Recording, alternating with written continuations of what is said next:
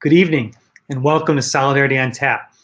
My name is Chris Kerr with the Ignatian Solidarity Network, and on behalf of everyone at ISN, as well as our National Solidarity on Tap sponsors, Mary Knoll Lay Missioners, Jesuit Volunteer Corps, and Jesuit Volunteer Corps Northwest, thanks to everyone for joining in tonight. For over 15 years, the Ignatian Solidarity Network has been uniting the Ignatian family, meaning the Jesuit network, as well as those who are inspired to work for justice through the spiritual tradition of St. Ignatius of Loyola, to build a more just world through faith-based social justice formation, education, and advocacy.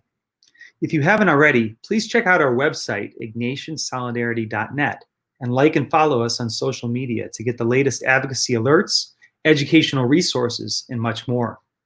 Now, as you may know, Solidarity on Tap usually takes place in cities across the country, bringing together members of the Ignatian family. And even though we are gathering virtually tonight, the goal of Solidarity on Tap is still the same: to invite people to enjoy fellowship, maybe with a drink in hand, and to hear powerful reflections from members of the network engaged in work for justice. And as usual, in order to build and enjoy fellowship tonight, I encourage you to utilize the comments section on Facebook or YouTube, or post to Twitter or Instagram with the hashtag ISNLive to let us know you and your institution are represented here tonight. And please make sure or know that you can post your comments and your questions for our guests tonight. You can put them on Twitter, Facebook, YouTube, wherever. We want to have your questions. We want to be able to invite Maureen to respond to those as well, okay? As we join together as an Ignatian family this evening, we're holding all people affected by COVID-19 in our prayers. We also hold in our prayers all those who've been victims of race-based violence, especially those whose lives have been taken and those who are using their bodies, their words, and actions to stand for racial justice. We hope that tonight's conversation provides us the opportunity to explore the important work that is being done and reflect on a hope-filled future. So with this in mind, I'm excited to introduce our speaker, Maureen O'Connell. Maureen H. O'Connell is an associate professor of Christian ethics in the Department of Religion and Theology at LaSalle University. She holds a BA in history from St. Joseph's University and a Ph.D. in theological ethics from Boston College. She authored Compassion, Loving Our Neighbor in an Age of Globalization, and If These Walls Could Talk, Community Muralism and the Beauty of Justice, which won the College Theology Book of the Year Award in 2012 and the Catholic Press Association's first place for books in theology in 2012 as well. Her current research project will be forthcoming with Beacon Press in 2021 and explores the interplay between between being Catholic and becoming anti-Black across 5 generations of her family's history in the city of Philadelphia. She received the Distinguished LaSallian Educator Award in 2017 from both LaSalle University and from the District of North America, one of the provinces of the Brothers of the Christian Schools. She's a member of the National LaSallian Education Council, where she chairs a national ad hoc committee on advocacy. She's a member of POWER, Philadelphia's Organizing to Witness, Empower, and Rebuild, an interfaith coalition of more than 50 congregations committed to making Philadelphia the city of just love through community organizing. She serves on the board for the Society for the Arts and Religious and Theological Studies, Cranaleigh Spiritual Center, a ministry of the Religious Sisters of Mercy in Northeast Philadelphia, and Rosemont College, where she is a member of the President's Commission on the Legacy of Slavery. We're so excited to have Maureen with us tonight. Maureen, welcome. Thanks for being with us. We're glad to have you. Yeah, thanks so much for the invitation. I'm really grateful. It's good to be with you. It's good to be with you. It's the middle of the summer, but of course you work in an institution of higher ed, a Catholic university that is probably trying to figure out what happened over the past few months as the spring semester came to an end, and then what will be happening come the beginning of the fall semester. What has the reality of the pandemic been like for you as a professor, as a theologian, as someone trying to navigate all this? Yeah, that's a great question. Lots of uncertainty, obviously, for everyone. I think a big word that I've been thinking about lately with all of this is of the word threshold, and I've been reflecting on that and praying with that a bit. But I feel as though this time of uncertainty, this time of really not knowing where we're headed, what the future holds. We know that the world that we left behind in March, we're really not going to be returning to. We don't yet know what the world looks like ahead of us. It leaves us in this very strange limbo. And lots of spiritual traditions say that threshold spaces are very potent spaces and are spaces where the divine draws close, or the veil between us and the divine is very thin. And I think that we're seeing this time be so charged equally, Chris, with deep pain, the pain that we're seeing being experienced by communities who are being impacted, especially disproportionately impacted by COVID-19, and the pain of communities that are struggling and continue to struggle with racialized violence and racial inequality. And at the same time, we see real dreams, and we hear there's real movements for change, and there is a real insistence on hope and on possibility. In some ways, even the teach-in November is kind of pivoting between those two kind of realities, broken structures and building things up, breaking things down and building things up. So I just think we're in this very important in-between space, and there's a lot to learn in this in-between space, this disruption.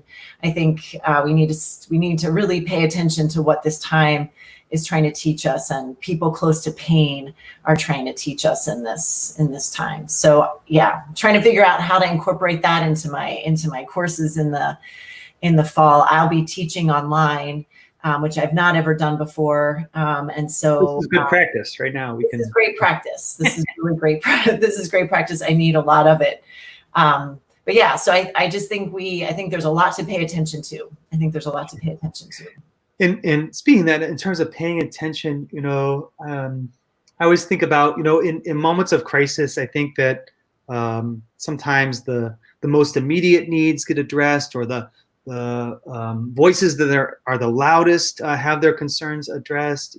As a someone who delves into morality and ethics, as you look to kind of the situation of your students or members of your community moving into this fall semester, who are some of the people you're concerned about, or what are some of the voices that maybe we need to make sure we're being really attentive to in the midst of all this? In other words, what's the justice imperative as we head into the fall semester for institutions of higher education, particularly Catholic ones? Yeah, I think that's such a great question. And I think I don't have a quick and easy answer, obviously, but a thing that I think we're called to pay attention to right now is trauma, and recognizing that COVID-19 has wreaked a lot of trauma, and that we're all experiencing this pandemic together, but very differently. And so how to allow the solidarity that comes with experiencing a global pandemic together, to create important bonds of commonality, but then allow that commonality to create some space for real trust and care for folks who are being impacted by it in different ways, and are being traumatized by it in different ways. And so, when I think of an Ignatian charism and education of care of the person, I really think it's an invitation to really think, well, what are we talking about when we talk about care of people and students? And I know that something that I'm thinking about doing, and I know my institution is wrestling with how to do this, and other institutions are wrestling with how to do this, but how to allow a kind of trauma-informed approach to what we do as universities, whether that's university administrators, whether that's professors, whether that's co-educators. How do we really attune ourselves to the way that trauma is going to be evident in the experience of our students, and how do we really create space and hold space for students to bring that with them, because they will be bringing that with them however they show up in our spaces and on our campuses. And perhaps recognize that if we focus on that and we really pay attention and lean in, that might also provide an important way for all of us to live our distinctive missions a little bit more fully, and a little bit more authentically and honestly. So I think a trauma-informed approach, I think, is going to be critical. And I need to do a lot of learning about what that's going to require of me as an educator. But I know it's going to mean allowing a student's experience to be the text, or to be the authority, or to be the thing that we are constantly reflecting on, and allowing to motivate the way we think about the responses to injustice that are happening, because we know our students are experiencing those injustices and bringing them into our university communities. Sure. Yeah. And so kind of on that note, you earned your BA in history from St. Joe's, and you ended up getting your PhD from BC. Yes. You taught at Fordham for a number of years, and then you kind of came home to Philly and then to teach at LaSalle. Right. Can you tell us a little bit about LaSalle University and kind of the LaSallian tradition of education that you're a part of there? Yes, and it feels in some ways like learning a different language, having been so thoroughly formed in many things Ignatian.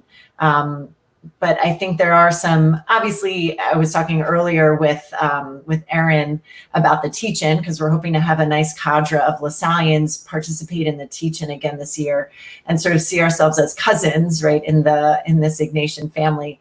But I think the thing that I am learning that's distinctive about a LaSallian approach is that St. John Baptiste de LaSalle was an educator. In fact, he's the patron saint of educators, and really made some critical decisions in his own life to think about power, and to think about the power that he had, and how he was using that power to build the power of people. And so in some ways, there's something kind of fundamentally, he's kind of an organizer in that way.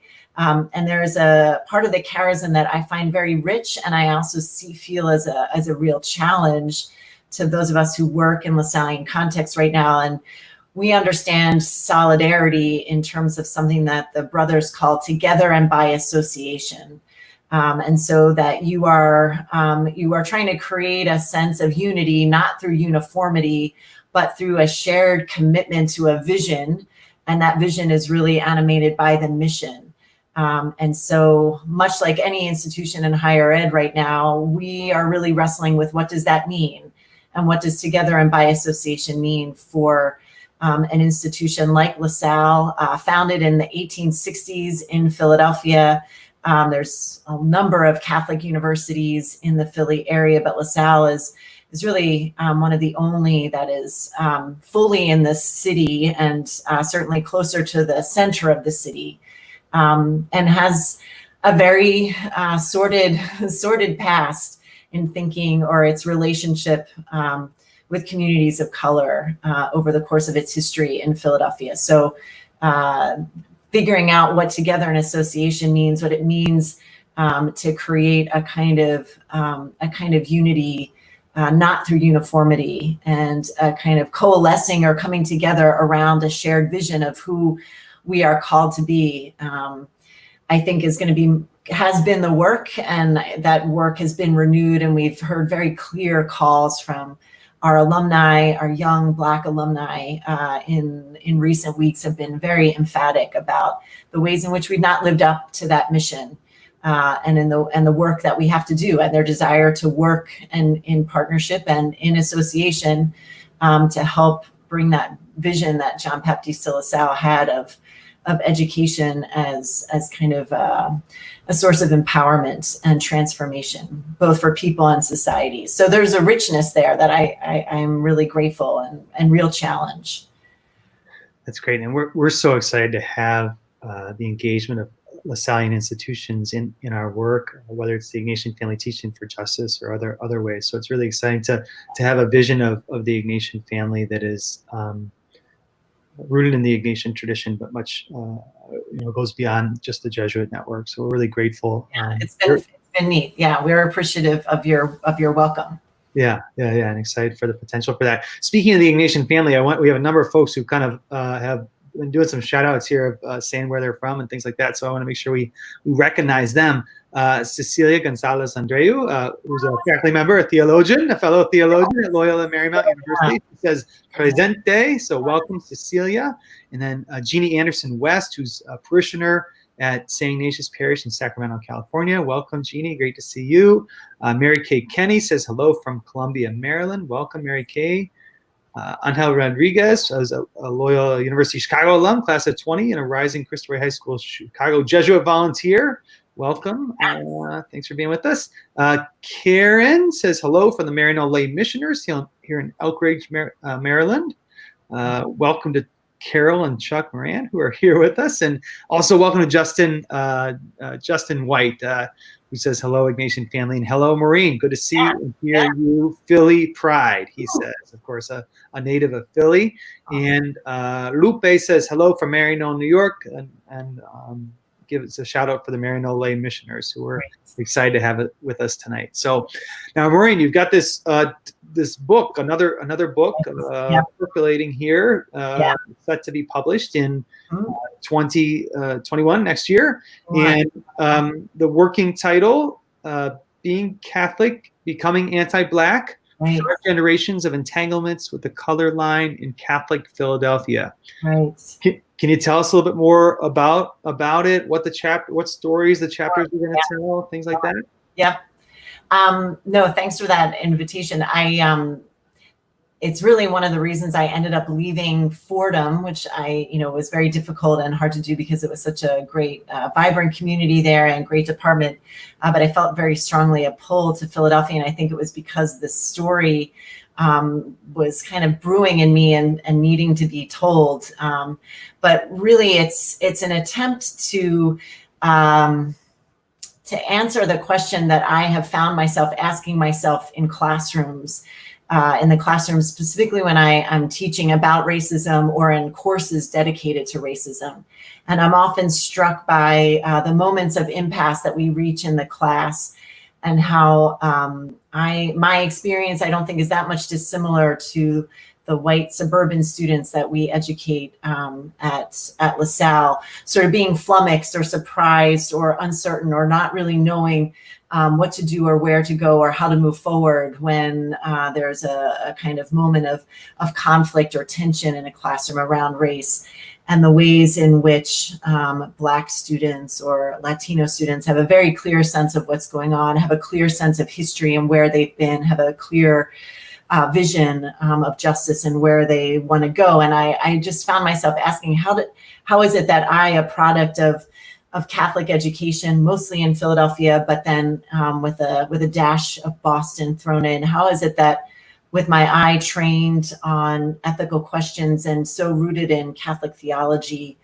and so committed to justice, I shouldn't say so committed, but having commitments to justice since the time I was an undergrad, how is it that I continue to feel stuck or continue to kind of not understand how we've arrived at a particular place, or really struggle to figure out how to move forward or what's my role? And I just decided I wanted to figure out what I had acquired in my Catholic formation in Philadelphia, and not just me, but maybe had been handed down to me over generations in my family in Catholic Philadelphia. So I just decided, let me figure out who were the first people and when did they arrive and what parish did they arrive in and what was going on in that place and what was going on in the city of Philadelphia around questions of race and racial identity formation. And it's been an incredibly rich and painful and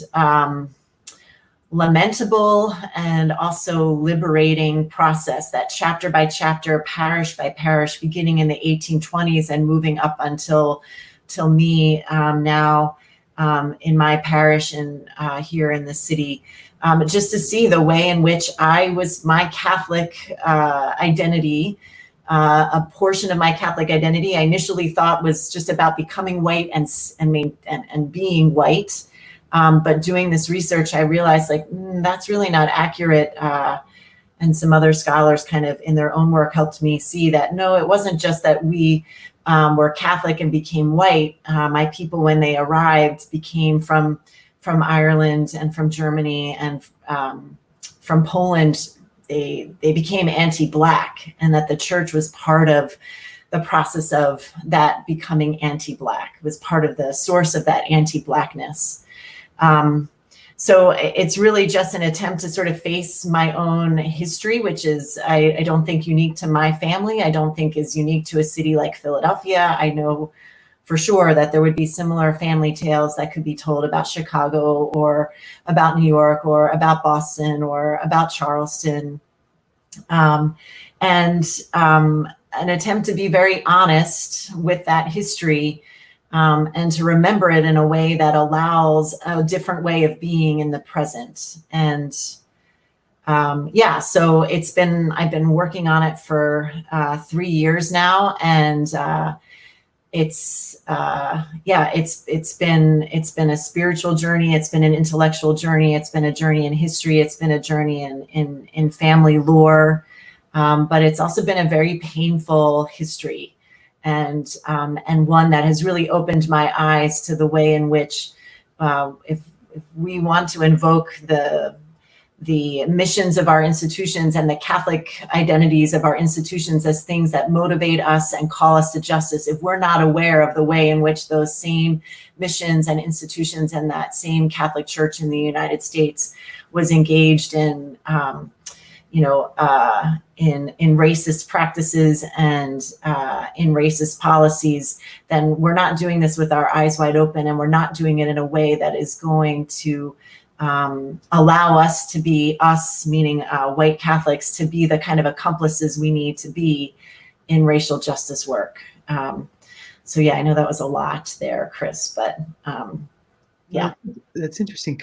Is there I want people to buy the book, so I don't want to give away too much, but is there a snippet or a piece of a story that you could just give us a little insight on from one of the chapters? Yeah. So, I mean, I think since we have folks in higher ed on the call, certainly doing a little bit of research on my own institution at LaSalle.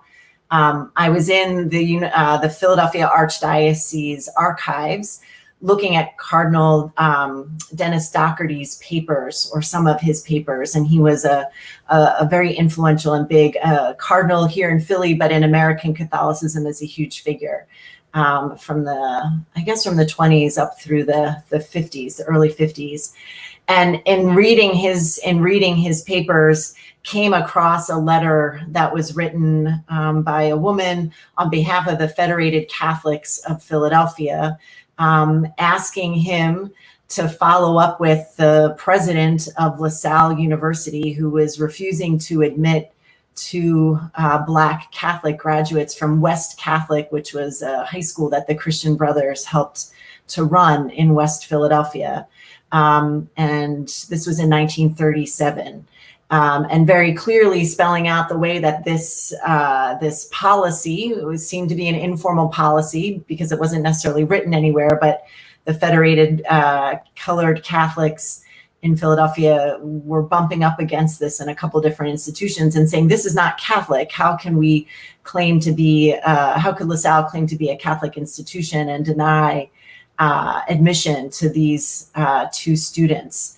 And so I was able to kind of do a little digging around and was able to start to identify and connect the dots between who those students were and some current Catholics in the city today who are related to them, one of whom went on to be a Sister of Mercy, and one of the first African-American Sisters of Mercy, Sister Cora Marie Billings.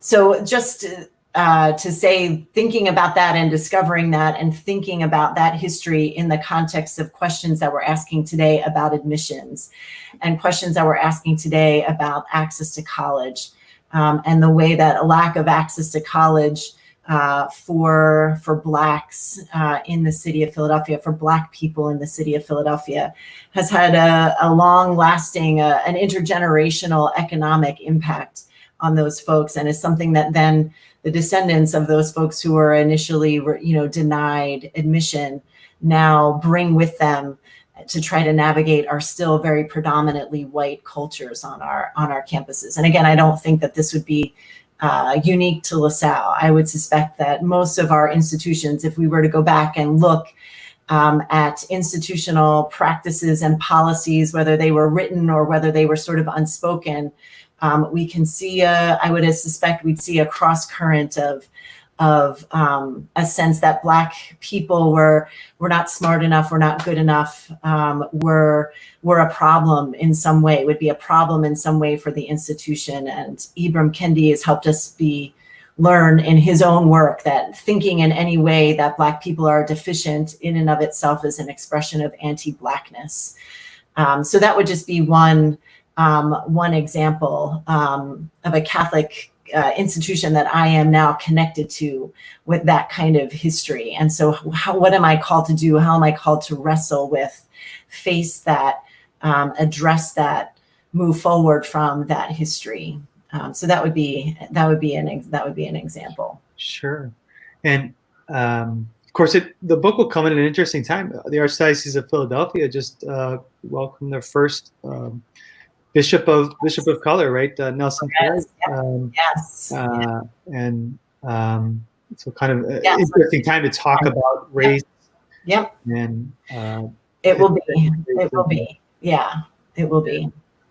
And I always think it's interesting to talk with young folks about race in the church and racism in the church. I teach a 5th grade PSR class, or Sunday school class, with my wife at our Catholic parish, and we talk about some of the things that the church did over its history in this country related to racism, and I'm always amazed by 5th graders are pretty quick on the pickup, and they're always they'll kind of ask, like, well, how could someone read the story of the Judgment of the Nations or of the Good Samaritan and do some of those things? How could they enslave people? How could they sell slaves? How could they not admit Black students? As an ethicist, you must wrestle with those questions with your students as well, when thinking about the history of the church and the gospel imperative, right? Like, how do you make sense of that, or how do you help them make sense of that? Right. No, I think that's a great contradiction that your young pupils point out, and students often point out. I think the young people in our church, they experience this and they know this.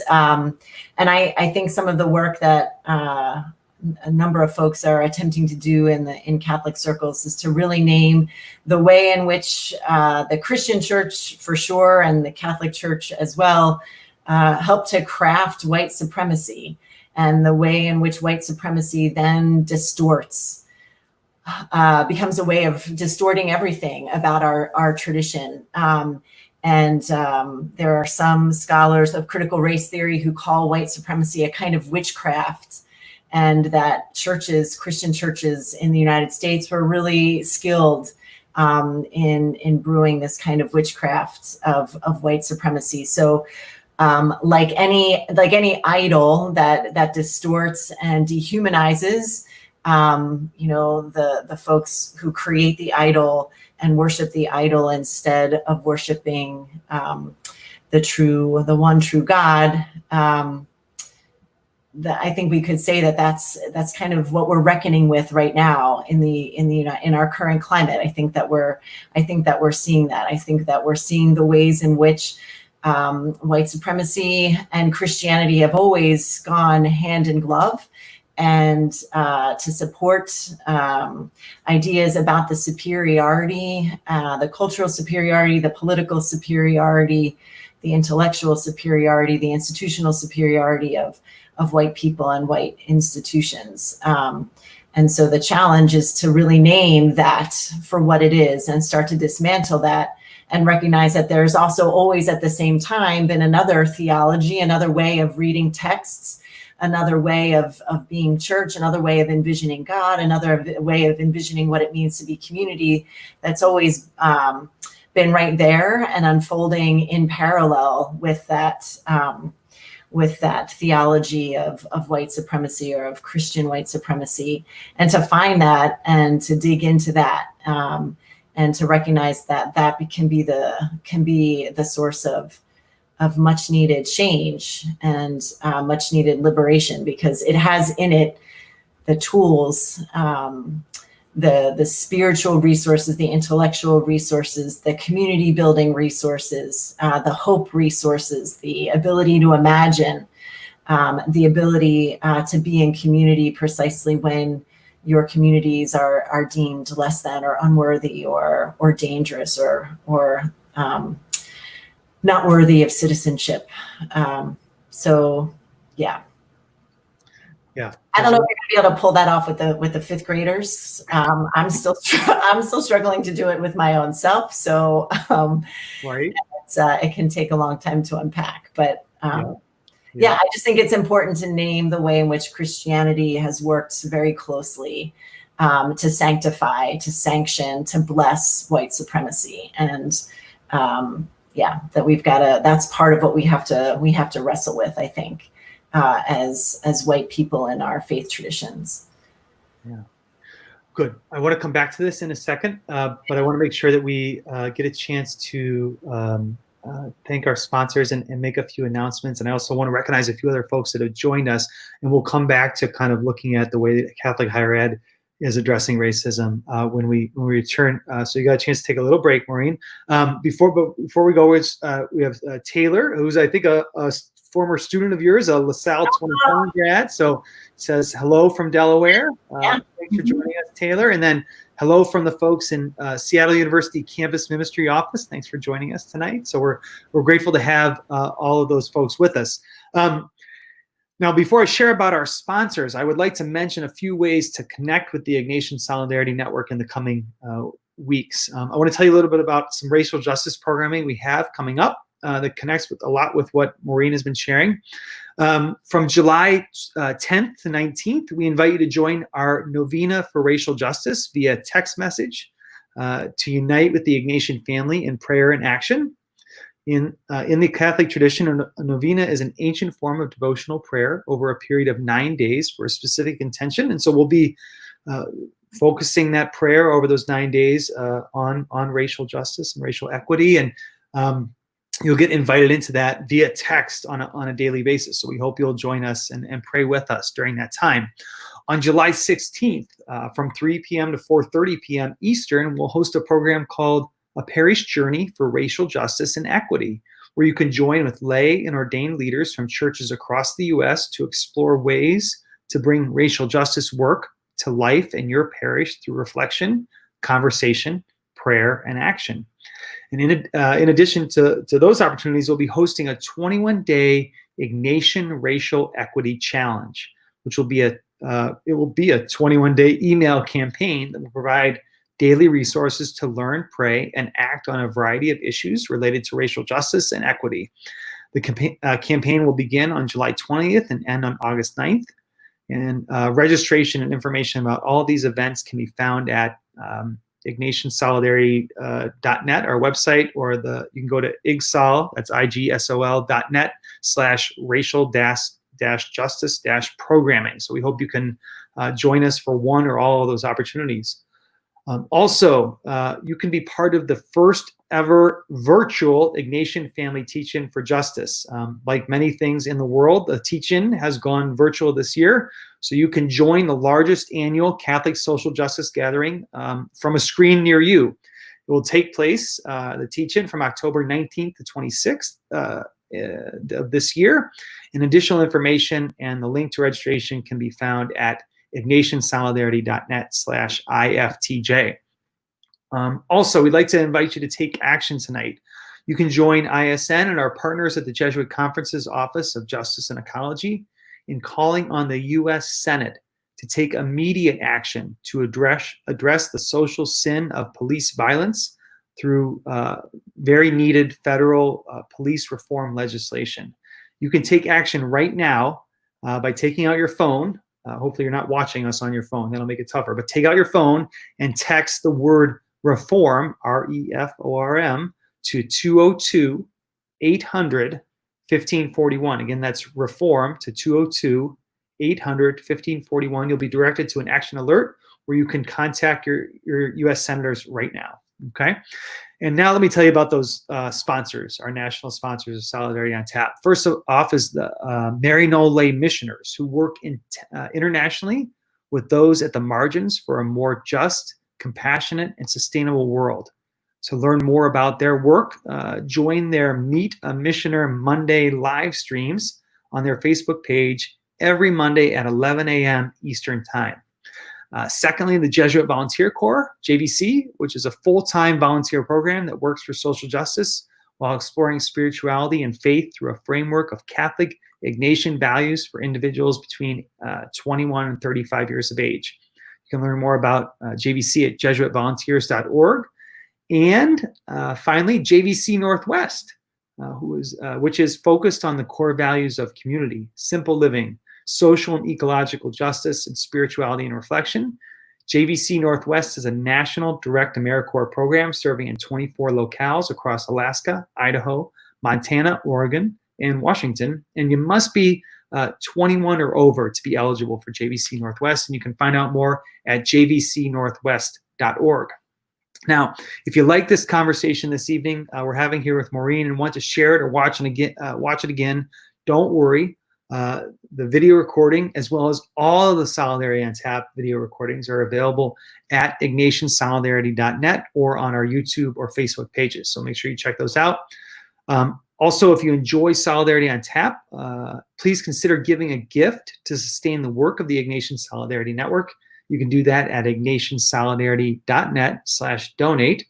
And make sure to kind of share what's going on here tonight. You can share a picture of yourself watching or having a virtual watch party, or just watching on your own. Share it to your Instagram profile and tag us at Ignatian Solidarity, and make sure to use that hashtag ISN Live, and we can feature your Instagram post in our Instagram story about tonight. Okay, so now let's take it back to Maureen. And Maureen, we started to kind of talk about the ways that Catholic higher ed is engaging in all of this. And you're a member of the board of directors of Rosemont College, and you're part of their Legacy of Slavery Presidential Commission that's been working for a period of time. And can you tell us a little bit about the work of that commission, why it was established, what they've learned, and then maybe we could talk a little bit about kind of what we're seeing in other parts of Catholic higher ed related to the same sort of work. Yeah, no, thanks for that question. So Rosemont College was founded by the Sisters of the Holy Child Jesus in 1920. I think we're coming up on our centenary. And it was founded because there was a mandate in Philadelphia that Catholics should send their children to Catholic universities. And so there was a flurry of institutions that were created because there was still a single-sex model in much of Catholic secondary and then higher education. So it was a college for women. And the interesting thing was a number of years ago, not even a number of years ago, a couple years ago, a history class at Rosemont College, in doing a little research on the founder of the society, or the Sisters of the Holy Child Jesus, again, the founding order, found that the founder of that religious order of women, herself a woman from Philadelphia named Cornelia Connolly, she and her husband owned, were slave owners, owned two people, and that they were gifted these two people. They left Philadelphia in the 1830s and went to Natchez, Mississippi. They were Episcopalians at the time, and this was before both of them converted to Catholicism. And they were gifted two women, a mother and a daughter, on the occasion of their first child's baptism. And so the students had kind of discovered this in some of the archival work or archival material about Cornelia. The sisters of the Holy Child were aware of this and kind of knew this history, and had even done some work in trying to be in contact with descendants of these two women. Phoebe and Sally were their names. But the students really kind of came forward and said, this is an important history. This might have been 3 years ago, I think. And this is a history that is important to Rosemont, and we think that this history should be told. And so the president at the time, Sharon Hirsch, the president at Rosemont, thought it would be important to convene a commission to sort of figure out figure out what was known in the historical record, to gather as much information as we could, and then to bring that to the attention of the university community, along maybe with some recommendations of what would be what was Rosemont's responsibility for this in light of this history. And it was really it was challenging work because the committee was made up of students. It was made up of faculty, some administrators, some alumni, some board members, all with very different stories, all with different connections to the institution, but all sort of asking ourselves a question like, is this really something that Rosemont needs to contend with? You know, we weren't necessarily like, say, Georgetown University, who sold a bunch of people, 272 people to be, exact, in order to sort of maintain, a viable institution. Rosemont, Cornelia owned these two women before she converted to Catholicism, before she was divorced by her husband, before she founded the Order of Nuns that went on in England, and then, that went on to found Rosemont. So Rosemont felt like we were very distant and very separated.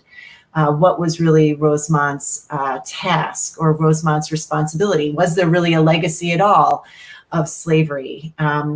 And I appreciated the fact that we lifted that question up and we held that question up and we sat with that question for a while. And I think it's one that many institutions across the country could be entertaining right now. And I think a conclusion that we sort of arrived at was the word legacy, and the fact that all institutions, predominantly white institutions in the United States in some fashion or another, stand in the legacy of slavery, stand in a history of an economy that was rooted in the enslaved labor of millions of people.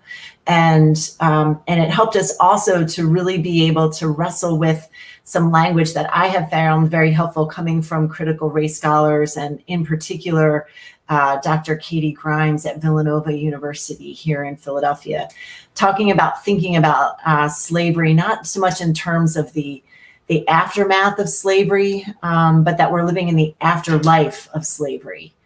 And that the conditions of enslavement, the attitudes, the policies, the practices, the ways of thinking about Blackness and thinking about whiteness that sustained slavery, the elements of Christianity that blessed slavery and made slavery be an okay thing, made it possible for the Connollys to be gifted to enslaved women upon the baptism of their first child.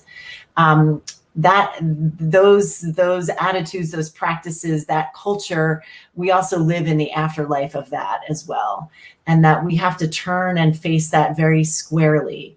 And that when we keep our eyes trained on that being that uncomfortable history, that being our proximity to that history, even when it becomes very tempting to want to distance ourselves from it. And I should be clear here when I say we, I'm talking about a white people we. Because we know that communities of color and people of color are in that history. They live that history. They are the afterlife of that. That it helps us, I think, be much more accurate in diagnosing what's going on right now, of making sense of what's going on right now. And it helps us remember in a way that keeps us oriented towards the future.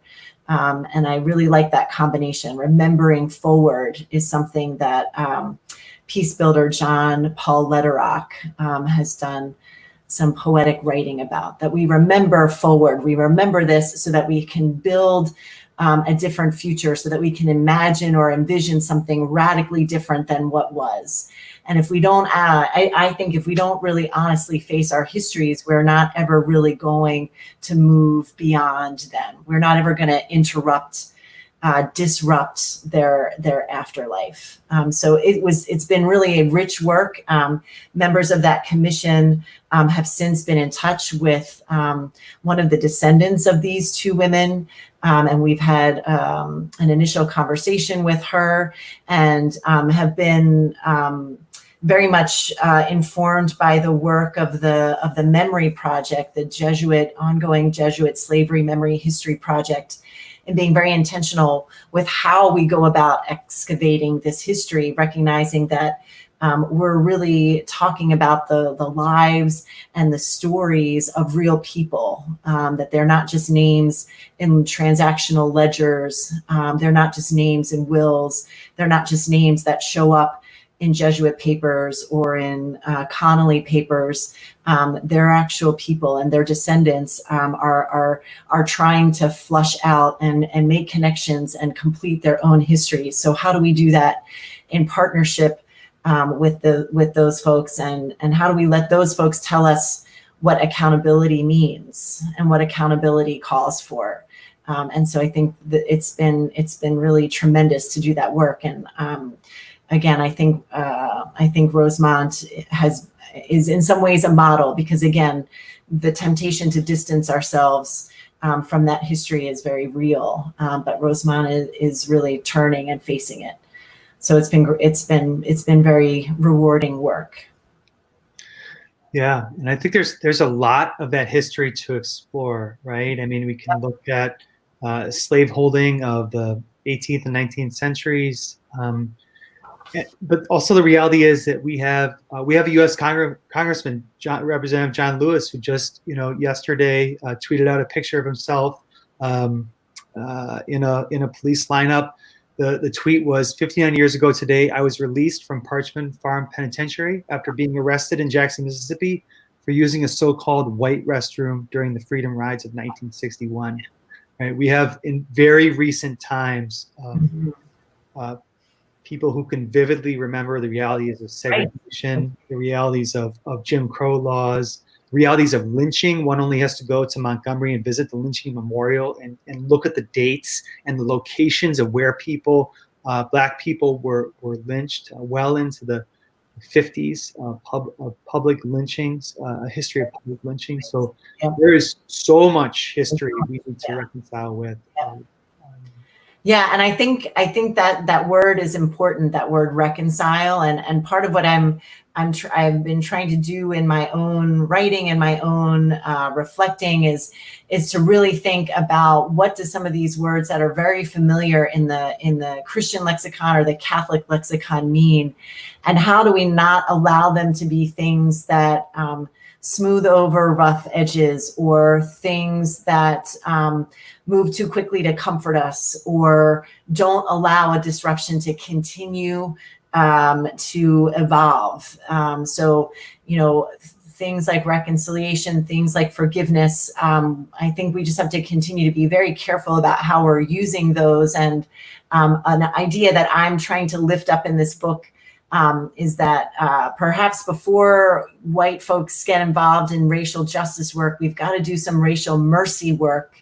And that is kind of informed by one of my professors at BC, Jim Keenan, defines mercy as the willingness to enter into the chaos of another person's life. Like, that's what the Samaritan did. So you could go back to your fifth grade class and really kind of get really deep with Aquinas here in mercy, but thinking about, entering into the chaos of another person. And what I am increasingly thinking in my own evolution of becoming anti-racist, that for white Catholics, we've got to do some entering into the chaos of race, the chaos that racism has created in our institutions, in our church, even in our own families and in our own selves. And that we've got to really wrestle with some of that, because in doing that, we might become more whole and then be able to show up a little bit better in the ways that our friends and our colleagues and our students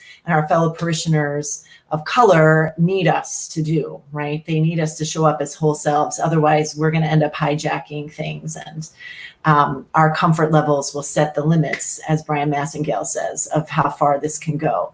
And this disruption has to continue to evolve. It has to continue to unfold, this disruptive threshold time that we're in.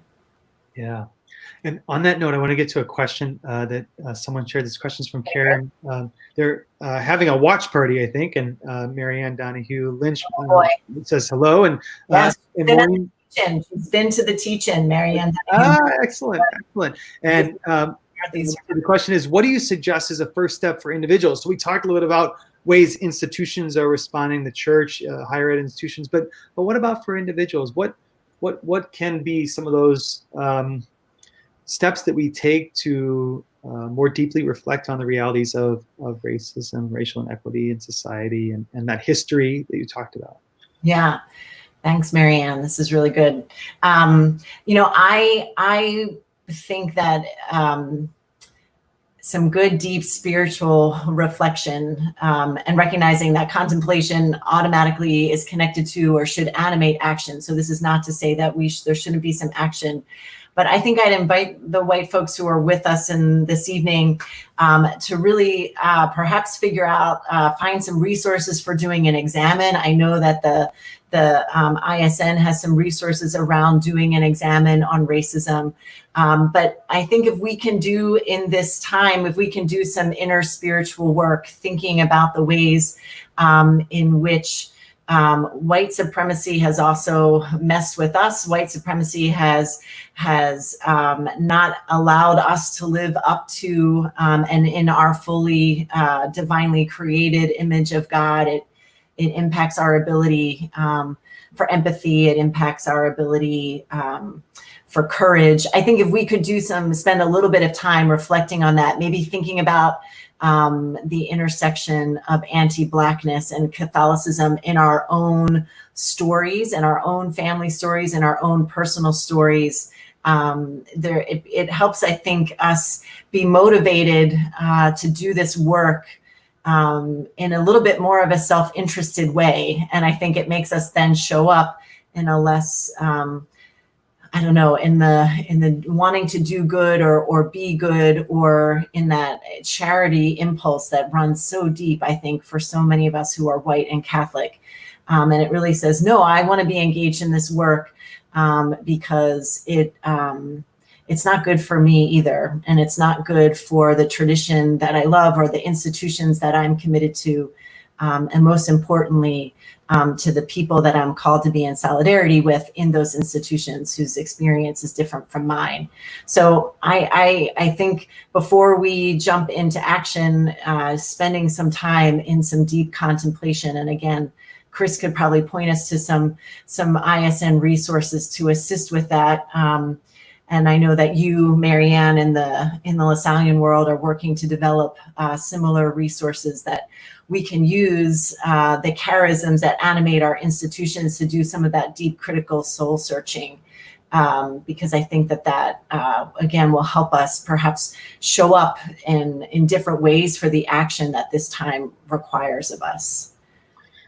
Yeah. And yeah, you all do have, I know that there's a number of different folks who have attempted different kinds of examens around race and around white supremacy.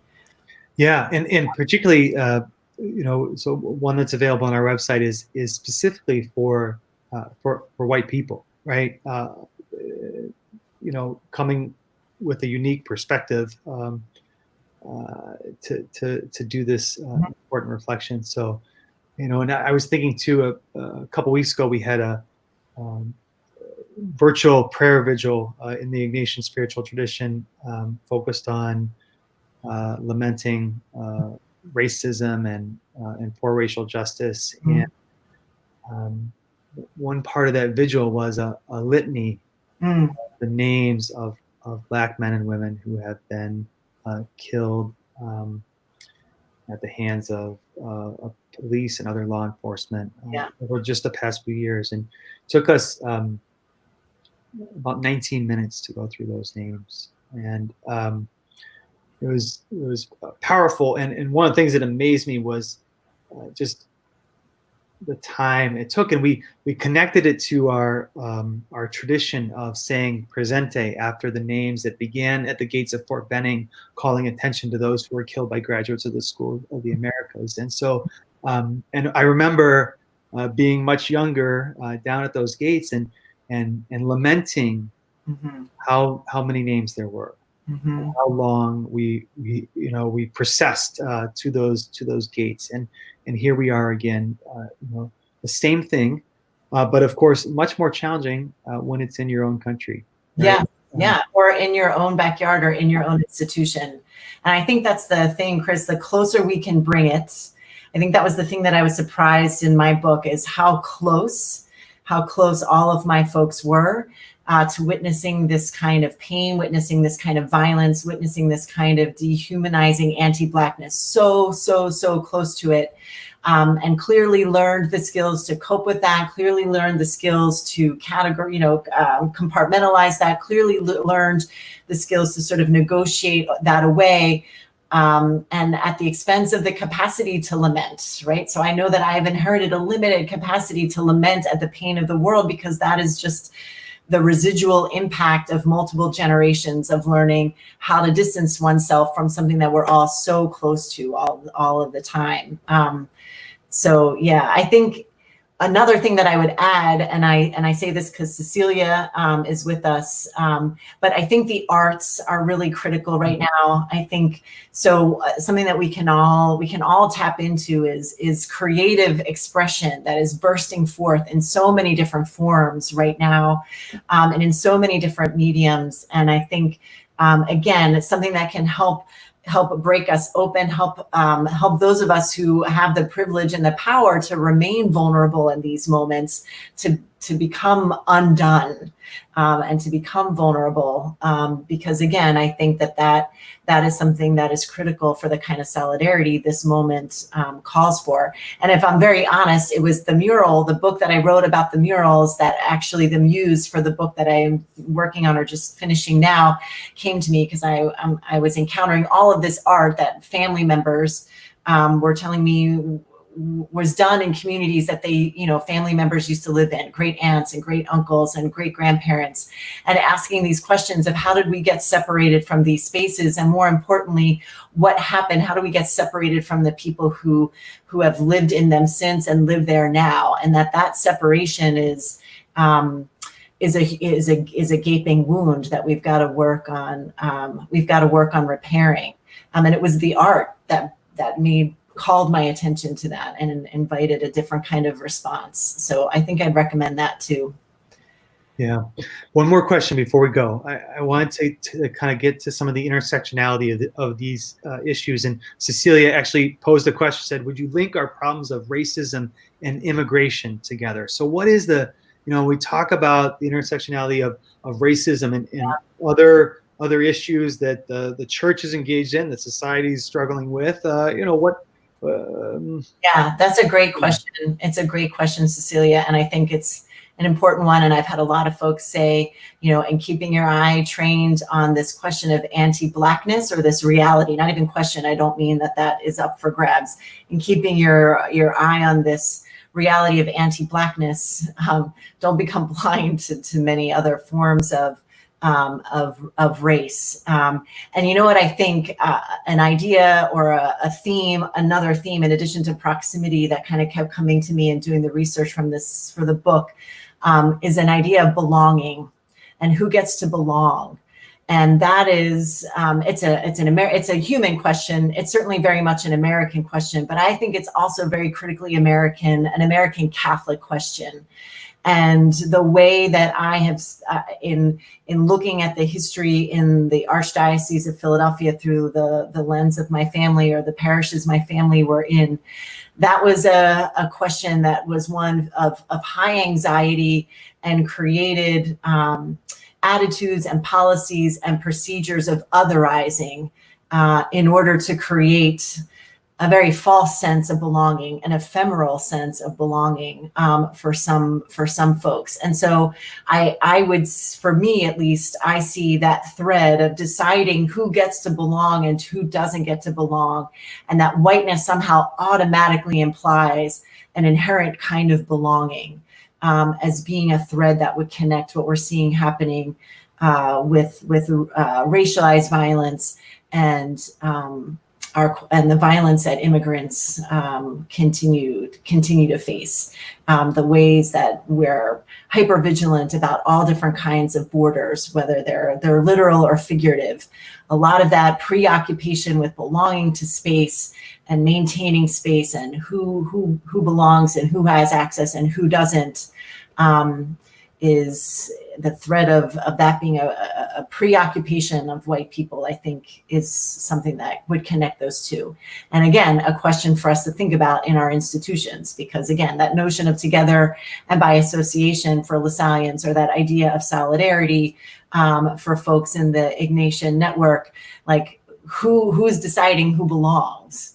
And who's setting the criteria for who belongs?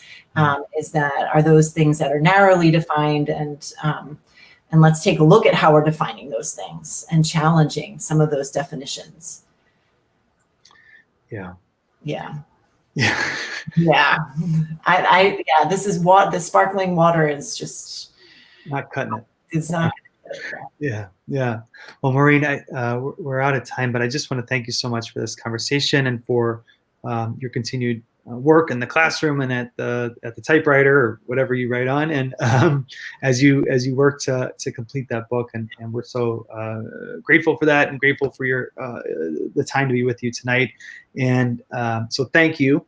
No, thank you, and to your colleagues at ISN for there's the resources and the holding the space and the creating the space and giving us all the different kind of tools we need to be on this journey through this disruption.